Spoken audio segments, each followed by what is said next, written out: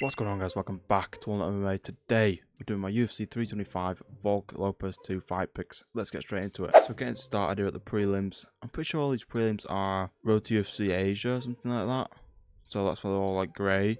That's what happens after the contender series as well. They all have like grey fighter portraits, and they get them taken again when the UFC and they look like this. Like the actual like skin tone, I guess. Probably not really gonna pick these fights because I don't know much about any of them. Fuck it. This dude, cause he's got cool face tattoos. This dude, cause he's tall. This dude here, Nakamura, I like his name. Don Ma Fan. What a crazy name. I'll go with the Korean dude. Can't awfully got a, was it an upset win in his last fight, I guess? Let's pick this Chinese guy, man. I don't really care for any of these picks. Alright, prelims. Like proper prelims. That's what they call that, just prelims, yeah. If you also notice my webcam moved because I'm on a new PC right now, if my mic also sounds weird, this is always going to sound weird, but I don't know what to say to you. Owen Elliott, Jonathan Mikhailov. So I thought it was Metcalf, bro. Owen Elliott gonna get it done. He lost to like a pretty good prospect, I guess, in that KO dude. So that's not a bad loss for him at all. From UK, right? With Wales. Yeah, let's go for him, man. I know this dude, Jonathan Mikhailov. I can't say his name. He's pretty good too, but Owen Elliott's gonna get it done. Maybe a decision. Torres Finney, Jacob Malcone. Torres Finney's undefeated in the UFC, right? He's undefeated in general. He's like 12-0. His last fight was boring. It's like UFC debut, I think it was boring as hell. You know, he kind of just held his opponent down. I saw this Jacob dude striking on the embedded. It just didn't look great, so I'm not gonna pick him. Torres Finney knockout round 2, maybe blitzes him round 1. Cameron and Cody Brundage. Brundage is like one of the fighters who either shows up or he doesn't. Cameron Austin, he had a good win. When was it? I don't know what card it was on, but he had a good win, and he like shouted out Adesanya. Adesanya was there. It must have been in Australia, I guess. Did they have one late last year in Australia? I don't remember. But yeah, Cameron Austin. I'm gonna say he's gonna get it done. Maybe a finish. He's probably the taller guy too. I'm pretty sure he's like 6'4" as well. Brundage probably like 6'1". Cameron Austin. Knockout round. Knockout. I did it again.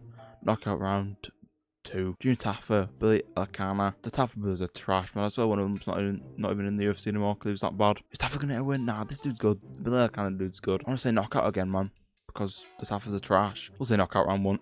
But this main card is pretty good. Top to bottom, it's actually pretty good, yeah. First card, 2 Australian guys fighting each other in front of an Australian crowd. Boom! Firework fight. Jamie Malarkey's like a 2016 Volk victim in a different promotion. Tell you, Malarkey has a really nice, crisp left hook. He does. Oh! Sick knockout to watch. Knockout. Couldn't sound good, man. He's gonna get it done again. Knockout, man. Maybe round 1, Jamie Malarkey toughs it out. Then round 2 he gets maybe TKO'd against the cage. Maybe a nasty knee. Moving on. Taito Ivasa, Telton Teixeira got fraud checked by Derek Lewis, but it's alright. Taito Ivasa's been off over a year now, has to have been. I still believe in him though, man. I think he's better than Telton Teixeira as a fighter. Taito Ivasa's on like a 5-fight losing streak, right? So this is probably him getting cut from the UFC if he loses this one. The height difference is there, but I think Derek Lewis is like 6'4", and he's managed to get him out of there pretty quickly. Derek Lewis's last fight against Wilder was so bad, man. He just took a nap mid-fight. Reach advantage is crazy. 75 inches to 83. It was like 8 inches. And the leg reach is pretty significant too. I reckon Tuivasa's got more power in his hands though. He probably just knock him out like Derek Lewis did. Tuivasa's getting knocked out in round 3. One of my most like anticipated fights for this card, man. Fiziev Roof is such a good fight. Such a good matchup. They're both strikers. Even though Fiziev has more of a ground game than Roofy does. Roofy's got the height advantage. Record advantage kind of there. 12-2. Losses to BSD and some dude in the regional scene, I'm pretty sure. Losses twice just engaging. That really not bad losses considering he's now the interim champion. Sad for Paddy, man. His eyes are also screwed, man. I just saw a picture of his eyes. Never seen that type of thing before. Of course, Roofy has the reach advantage in both areas due to him being taller. Man, I don't know what to pick for this one. It's 50-50. Like, Roofy's got the knockout power. Fiziev just got the overall better game. My mind's telling me Fiziev. It's hard for me to pick. I'll say Fiziev. Decision. Co-main event. Another one I'm so excited for. Dan Hooker and BSD both making quick turnarounds. One off a win, one off a loss. Neil Dariush in like 16 seconds. Crazy win. Dan Hooker, man. Last time he was in Anzex, or whatever they call it, he got a win over Gamrot. That's a really solid win. 24-13 doesn't really put his skills into perspective too much. Danoka's slightly taller. That's not a big of a difference. BSD's 5'11". He's 6 foot. The reach and leg reach aren't too big of a deal. I'm kind of thinking BSD could get it done, but I don't want Dan Hooker just put on a masterclass. And I'm gonna say Dan Hooker. TKO decision, man. I don't think he really finishes fights. Let's say decision.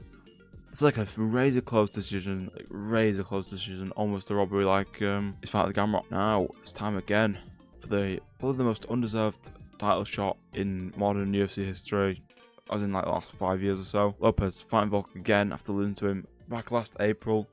I know he came back on a good win against Gene Silver, but Gene Silver's kind of beaten him before. That's been in an elbow KO. I did have money on Lopes though, and he won, so respect for that. These guys, man, they're very good. But Volk wins, man. I just said my prediction. I think Volk's going to win again with ground and pound. But Lopes needs to change stuff he wants to do. He wants to put Volk in real trouble. He needs to do more. He needs to do more than just try to land big shots. He needs to deal with Volk on the ground. He needs to deal with him on the feet. I think Volk can just outclass him again. I think that's what's going to happen because you can't really change much in like April to April. Like it's going to be like start of February. It won't have been a year, will it not? I don't think so. It'll be like 10 months. I don't think Lopes has had enough time to really do much. I think Volk should have been fighting Evloev and Murphy, in my opinion, but those two are probably fighting at UFC London main event. I'm pretty sure that's close to getting announced. Might even be announced by the time this video's out. You know, of course, Diego's 5'11", Volk's 6 foot. Volk's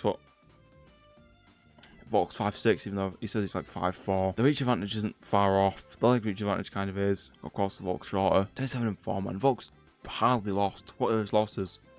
Makachev twice. Poirier once, and that dude up when he fought like welterweight or heavyweight. When he was in a weight class he wasn't meant for, being like welterweight, heavyweight, whichever one it was. And one's earlier to Poirier. We know what's happened to him in terms of his career, like great career already. And then Makachev again, two division champions. Volkanovski's one of the greatest of all time, man. He's like top 5, definitely top 5. I'd say like GSP, Mighty Mouse, Makachev, and Volk are definitely in there. I won't put Anderson Silva or Jones in there for PEDs.